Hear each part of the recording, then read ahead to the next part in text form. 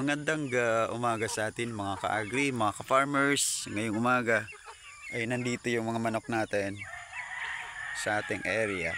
Kukunti lang ito, yung iba nasa unahan. So ito yung mga sumusunod palagi sa atin. Kasi kapag naglilinis tayo dito, nandito sila.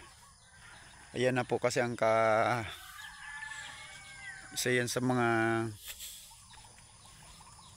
ugali ng ating mga manok. Once na tumunog na yung grass cutter ay sumusunod na po itong mga manok natin para abangan yung mga insekto na nakikita nila once na mag-operate na yung grass cutter natin. So magandang araw mga ka-farmers. Ngayong umaga update po tayo ng ating mga alagang manok na ito na po yung mga in-incubate natin nung ilang buwan, yung mga pinicture natin, malalaki na sila. Pero sa ngayon mga ka-farmers ay hindi muna po tayo nag-incubate kasi ang panahon ngayon ay panay ulan, init ulan, so ang mga manok natin ay sinisipon. Mabuti na lang yung ating lahi ng ating mga manok ay matibay. So mayroon tayo ditong Rhode Island, medyo yun ang inatake ng sipon at nabulag pa nga yung isang mata. Ibig sabihin medyo mahina siya sa panahon ng tag-ulan, yung Rhode Island na nakita ay nabili natin.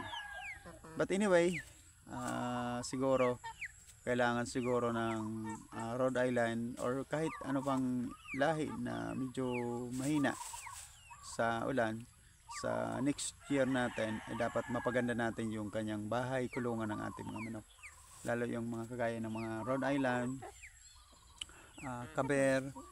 Sila po kasi mga masilan guys sa larangan ng ulan, init ulan. So ating mga black astrolop natin ay matitibay. So yan po ang pinapadami natin. Yan lang mga ka-farmers ang update ng ating mga manok. So ngayon unti-unti na nating napapadami. So medyo magastos po talaga, nararamdaman ko na yung gastos. So siguro next year maghanap tayo ng mga alternatibong pagkain na organikong pamamaraan na hindi tayo medyo mga tawag doon, medyo magdumami or lumaki yung expenses natin.